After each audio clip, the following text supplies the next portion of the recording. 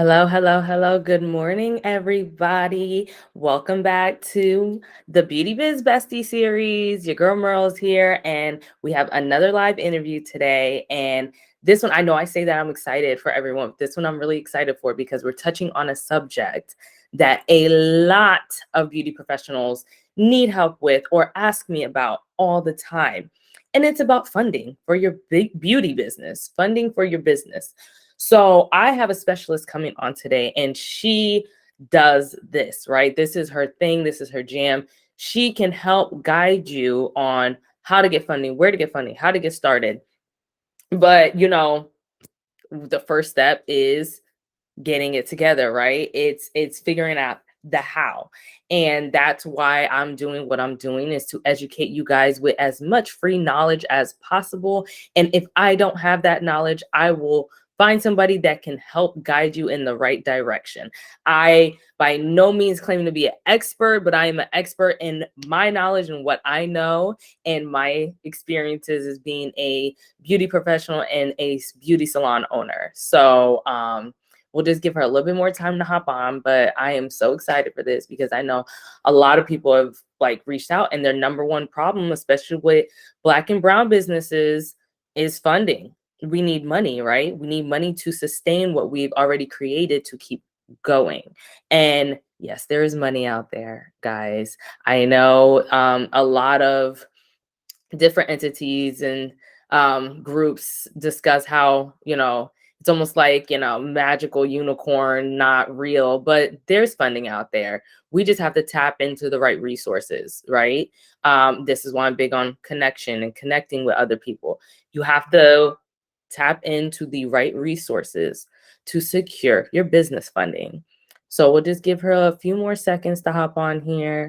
Okay, thank you, Sloan, for joining us. I already did my introduction part. So now I just wanted to give you the chance to introduce yourself, because I've told the people, all right, I'm having a specialist come on to talk to us about funding because this is her jam. This is what she does. She's a pro at this. If y'all need anything, this is the resource I'm giving my viewers is you. So introduce yourself. Tell us your name, who you are, what you do. So excited. First and foremost, thank you so much for having me here. Psyched to be in your space, psyched to be speaking to other visionary women that are really trying to take their business to the next level. My name is Sloan. I frequently go by Sloan the Beast. I am a Latina content creator. I am a modern entrepreneur. I am a funding expert. Most importantly, I am a mom of 4, wife to 1, and just a serial entrepreneur. I love all things business, and I'm really passionate about helping women find synergy between motherhood and business and do it in a way that's unique. So I help you go from seed all the way to funding in a way that makes sense for you and your particular family dynamic.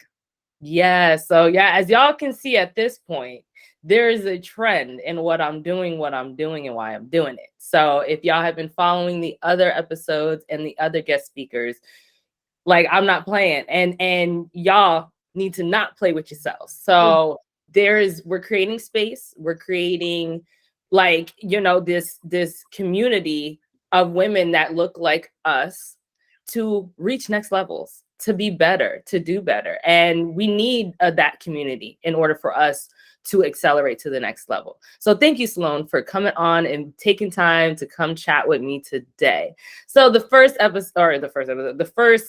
question I have is there, I know with the beauty industry now, mind you, Sloan is also in the beauty industry as well. Can you just explain real quick? I know I told you to do tell us real quick about the beauty part, because I've had other speakers on that weren't in the beauty industry. You're the first one that has beauty industry experience. So I have been in the beauty industry since 2012. I just kind of stumbled into it. I really struggled with addiction. I was all the way up through the East Coast, and when I moved back and I was going through rehabilitation, I started working at a beauty school. Little would I know that that's where I would meet my husband. And he was born in the industry. His parents are industry experts. They owned barbershops and they owned salons, and they've done all of the things. And so when I got pregnant, you know, being young in Orlando where the economy is trash, Mhm. we were like, what are we going to do? We can't afford our $500 rent. He's Yeah. like, all I know how to do is cut hair. Well, that's exactly what you're going to do. Double down, double down. So, and so he got back into the barber industry. And we ended up, I ended up helping him build his brand. We started opening shops. And that's really how I got started in the beauty industry. Current day, we are opening a beauty academy, which is what I have been pursuing funding for over the course of the last year and been really successful in doing that. We recently acquired another barbershop, which for me was like, oh God, why am I doing this? Like, why am I doing all the things? And then our 10-year-old is actually a nail technician. She creates press-on nails for trendy teens. So it's literally a family affair. So when I tell you, like, she's knee deep, like she's deep off in this beauty industry. Okay. So, and it's funny, like, cause I didn't know that part of you, like, you know, coming back and starting in 2012, like cause I'm more like your husband. I grew up in the beauty industry. My mother's had a beauty salon. Yeah. She's been a licensed cosmetology for longer than I've been alive. So she has been, like, I grew up in the beauty salon. Yeah. So it wasn't like, oh, like, so when I started my show, well, you know what, we're going off topic. We're going to go back because I told the people this story already. But yeah, I grew up in the beauty industry. And it's funny that you say that you're like now doing all these things. Like, I always tell my viewers, there's so many ways you can make money in the beauty. The beauty industry is like, So it's vast. so vast. It's so vast. So let's go to the first question is there money out there for beauty professionals? And where do you suggest we start? Because a lot of people don't realize, they're like, oh, well, I do beauty, so that doesn't qualify for grants and loans. And you know, we can't get funding for that. So please tell us. Yeah, absolutely. So like I mentioned, we are actually in the midst of opening a beauty academy, specifically to advance the Latino, Black, and Brown community because we're not represented, which is something that we talked about before in record. And so that's really our passion, and it's what I've been able to raise upwards in the $100,000s for. And so if you want to get started in funding and you feel like, well, I'm a beauty industry expert. I'm only a cosmetologist. I'm only an esthetician. Well, first of all, let's change your mindset, right? Very. Because there is thousands of dollars available for people who know how to ask the right questions and how to pitch their services in a way that puts the impact at the forefront, right? I don't care what your tool is. It's merely a tool to reach the masses. It's merely a tool to change the lives of other people. I like to use the example of a baker, right? Stay-at-home mom starts baking cookies and she thinks it's only cookies. So she starts making cookies and she's attracting her dream client. She starts realizing that there's a trend in women who are getting cookies specifically to celebrate their rainbow babies, something that she's already been through herself. And now they're resonating with her on that personal level because, man, she lost a baby and now she's celebrating this new life and this new moving forward, right? That's available to her now in her family. So is it about the cookies or is it about the women that she is speaking to and impacting and encouraging? That's what we're talking about. We're talking about the story behind the resource and behind your business. So is there money available in the beauty industry? Thousands, millions of dollars. There have been people who have been able to secure federal funding for wigs. There are people who, I was just talking to a friend of mine who's, she's a brow technician. She's a brow expert. And she says, you got to put me on, girl. And I was like, did you watch my free masterclass? Like, what are you talking about? Like, my podcast, what are you talking? You know, I'm doing it. There's money out there. Yeah, because she was just able to secure $500,000 for a new location in Alaska. Absolutely. Now, where do you start? If you're currently in school, my recommendation is to start by going to your financial advisor, asking them like, hey, what funds are available? If they don't know, however, go into your favorite brands. Ulta has programs. Sally's Beauty Store has programs. Literally every brand that you can think of has a philanthropic sector in their business. Why? Because they just care about us so much. Nah, bro, it's a tax write-off. Like Exactly. I'm so glad you touch on so much, because I'm like, I don't think people realize, they're like, oh, it's not for me. And I'm like, what do you mean? Like, it literally is for you, because these businesses need to get rid of all this money, and they don't want to give it back to the government. They don't want to pay it back. They rather give it away to smaller businesses. Businesses like business. I said that in one of my episodes. Businesses like business. Business to business is one of the biggest, like, money sharing aspect, especially in the beauty industry. So between that and the story, you were talking about the story, and I'm like, I tell people, look, there's how many hair braiders, how many nail techs, how many, but what's going to make you stand out? What's going to make you different? It's your story. People want to relate. People love a good story. They're going to support if you have, and you won't know what your story, how different your story is until you start telling it. So people be like, well, I don't feel like I'm that. Well, you don't know what you're going to attract. You don't know what your story, what somebody else might be going through, what you already overcame. And then they see you and like, you know what? I want to pour back. I want to support. I want to give you XYZ. You know, you don't know until you start. So I'm so glad you touched on a lot of the things I keep telling y'all. See, I told y'all there's a reason why Sloan's here. I be telling y'all it's not just me. I promise. So what mistakes would you say that you started off making, or that you did that somebody else could learn from? Oh, of course, a ton. I've been in entrepreneurship for a long time, but I think it's not taking my time, not really acknowledging and validating to myself my power.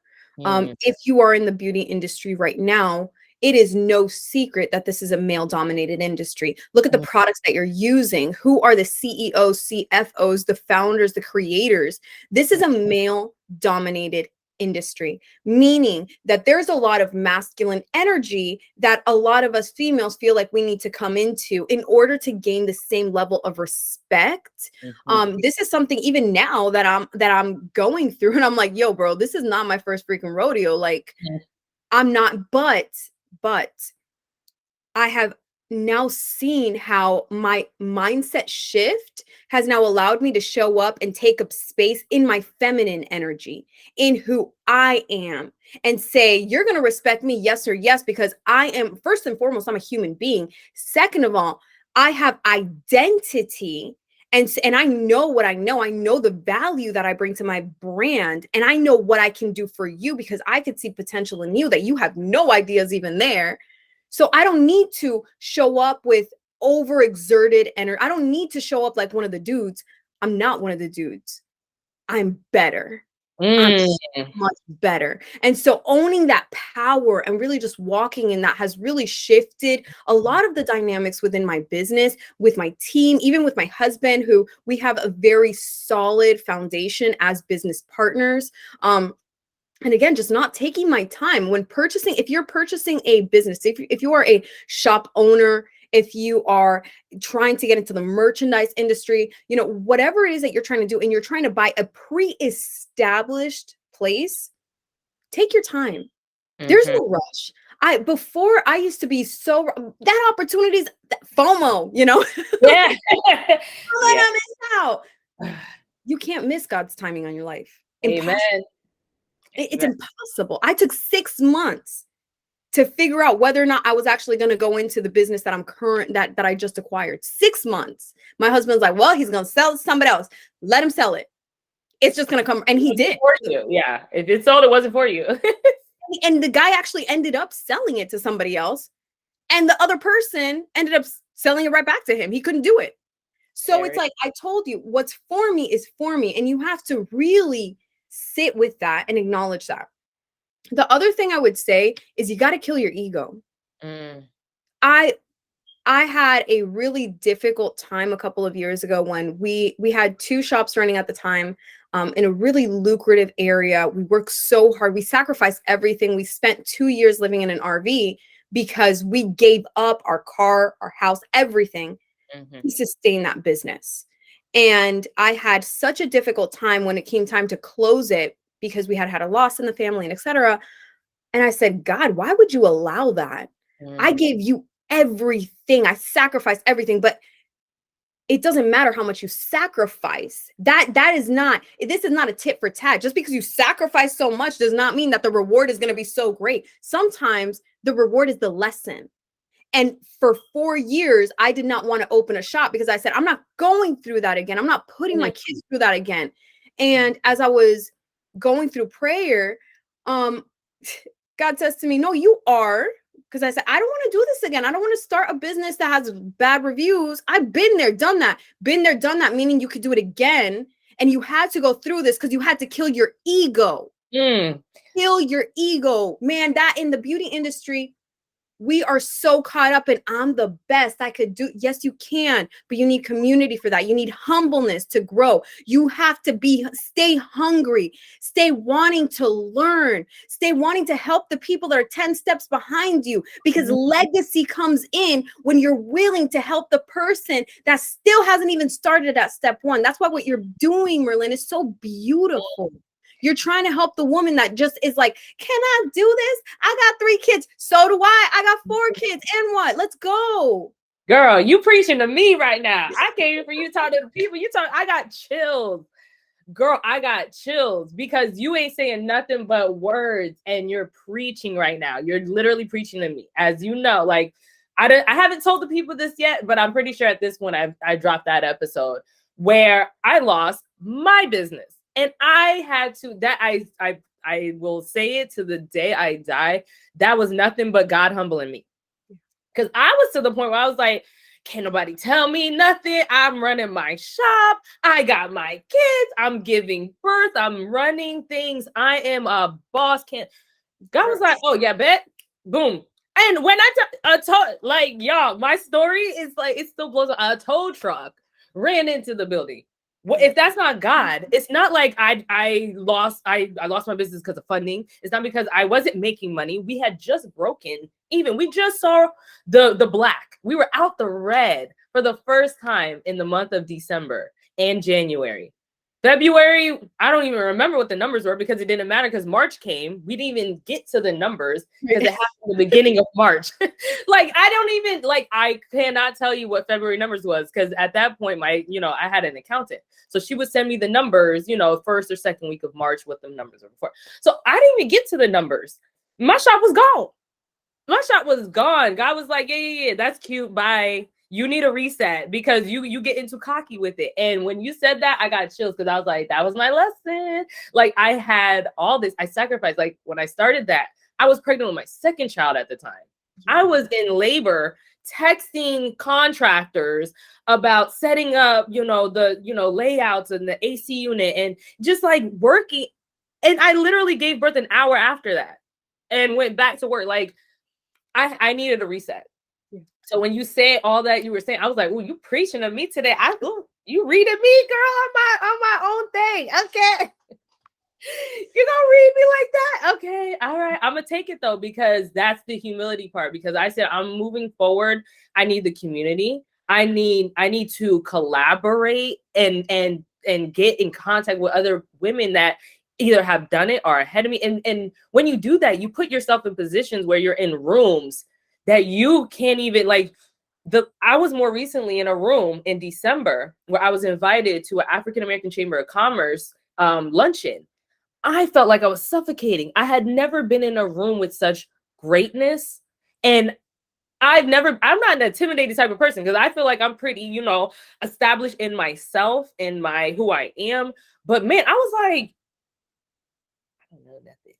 I thought I knew. I thought I was somebody. I mean, I'm still somebody. Not saying I'm not somebody. I'm not taking away from that. But like the greatness, and these people carry themselves with such humility. Like, you mean this is somebody like Be Good Foundation was there, and I was like, Beyonce, like she knows Beyonce. Not like you've met her, like she works for her. So I'm like, all right, let me take my nuggets of knowledge and take what I can from this experience. So humility is the biggest thing because we go in and the beauty industry is we butt heads too much. we butt heads too much. We need to collaborate way more and get the humble yourself and the knowledge. Open your heart, mind, body, brain to obtaining more knowledge, because you never, God will remind you, you think you know something, you don't know. Like, he gonna knock that pedestal right from under you. Yes. That was, thank you for that. Like, I'm like, what we even here talking about? Because what was the next question?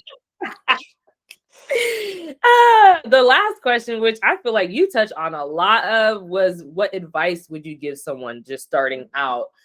Because this channel is more for like the startup, more for the beginning stages. And when I say beginning, I don't mean like you've been in this for, you said since 2012. So you're over a decade in, you know, you're like, I would say you're a vet in this. So what advice would you give somebody that's like, okay, I got my license, I got these tools. All right, what do I do now? What do I do? Like, do I work for somebody? Do I not?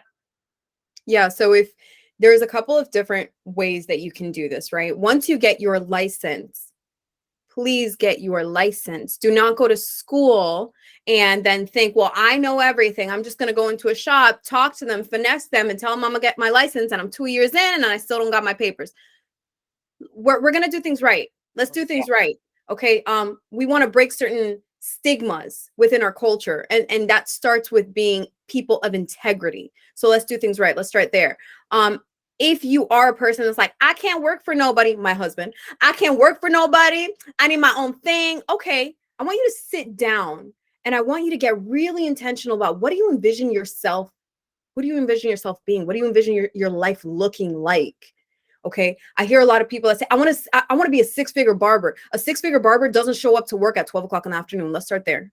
Mm-hmm. A six-figure barber doesn't have people texting him, oh, hey, can I get a cut? No, bro, I got a booking system. Go through the booking system to make sure that you are confirming your time, okay, with a deposit. That way, if you don't show up, I didn't just waste my time. Mm-hmm. So start showing up as the barber, the esthetician, the cosmetologist, the nail technician, whatever part of the industry that you're in. And this is not just for beauty industry experts. This goes for everybody. Whatever it is that you want to aspire to be that now. I aspire to be a philanthropist. So I give as much of my time, as much of my resources, even my money where I can, because in my mind, I'm already a philanthropist. I don't got to wait till I got millions in the bank. That's ridiculous. So step into the identity of who you want to be now.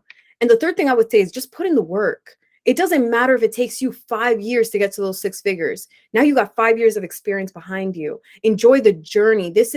You have such a blessing to be able to make money in your hands wherever in the world you go. That has been our saving grace time and time and time again. And that is what I'm teaching my own children as they grow up. You will never go hungry with this trade, because girls always got to get their nails done. Guys always got to get their hair cut.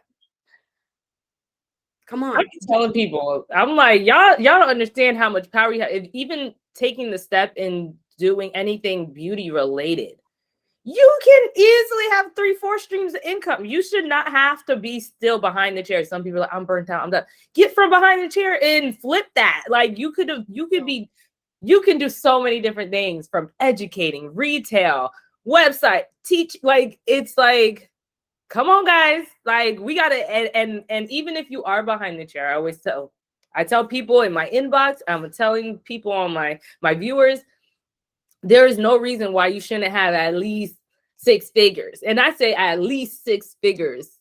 At least. There's no discipline there. That's the problem. If you're not a disciplined professional, then you're not going to hit those numbers. And I love what you mentioned. Get out from behind the chair. Guys, the real money, you don't start to tap into real money until you get out from behind the chair. Even celebrity cosmetologists, barbers, nail technicians, they had to get out from behind the chair. They had to get out and network. Things like, locally we have Premiere. There is Behind the Chair, literally the conference. There's so many opportunities for you to get outside of your comfort zone and network with other industry professionals. If you truly love being behind the chair, there's nothing wrong with that. But how can you make more money? Upsell. And that's a whole other episode, but like, I'm so passionate about that. Like, let's grow your professional portfolio so that you are not stuck at 50 years old with a broken back, still doing braids at $30 a head. Like, yo, I know people like that. That's crazy. That's wild. Like, what? And that's why I'm doing this, because I'm like, a lot, like, I didn't realize. So I have my own few mistakes that I've made. And when I had my first shot, which is why I was like, I needed to lose that shot, because I wouldn't be here doing this, what I'm doing now. And I wouldn't have realized how much I was like tripping. Like, I was like, why was I doing the things I was doing? Either way, I'm learning. So I'm like, y'all are struggling so hard. We got to work smarter, not harder. And like you said, 50 years down the road, what we do, I can't think of anything in the beauty industry that won't cause a physical ailment. Yeah. So between standing too long, sitting too long, bending, estheticians, like, it's like, sis, something's gonna happen. You can't rely on it for forever, but you can grow a career and like your like legacy. You really can, but you have to. It's discipline, and it's really like the education also, because a whole financial literacy aspect, but. Yo, that's a whole other episode, for real, for real. That's a whole other episode. Know how to manage your money. You said something so key, and you said, I had an accountant. So many people think that just because I just started my business, that's the time. That's the time. He's going to tell you what makes sense. Where should you invest? Where do you need to hold off for a little bit? Those extra $5, $10, where can you put them? It's a strategy, you know, like you said, financial literacy. And it may be an industry thing, but I truly believe at my core that it is a culture thing. Mm-hmm. It is an ethnicity thing, where just the Latino and Black community, we are not diving into our finances the way that we should. And it all starts with your mindset. Exactly. No, I definitely appreciate this. I knew this was going to be great, because I was like, I got to get you because we are like the like-mindedness, and it's hard finding people, because I speak on it, and I'm like, I love business. I love the building. I love the creation of it. I love the managing, even though it's a lot, especially managing people. Yo. But it's something about, it's something about just creating, like, that's my craft. Yeah. Everybody has a thing, like they create paintings. I also create nails, beautiful nails, but like creating a business foundation to grow and flourish is my craft. So I thank you so much for coming on today, to just that right there, you poured into my cup, girl. And I know they're going to be like, oh, shooketh.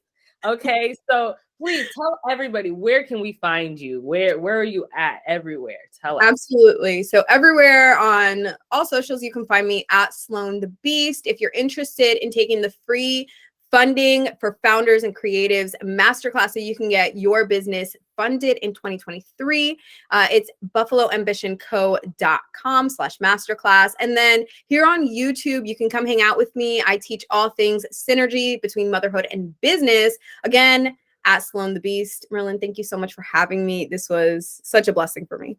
Thank you, Sloan, for coming on. I appreciate it. And you guys, if y'all are not subscribed by now, y'all know what to do. Go ahead, hit that subscribe button and hit the little bell notification and get notifications on when I drop new episodes and next episodes like this. Comment. Let me know if this helped. Let me know if it didn't. Let me know what you guys want to hear on the next episode. Thank you guys for coming. I'll see y'all later. Love ya.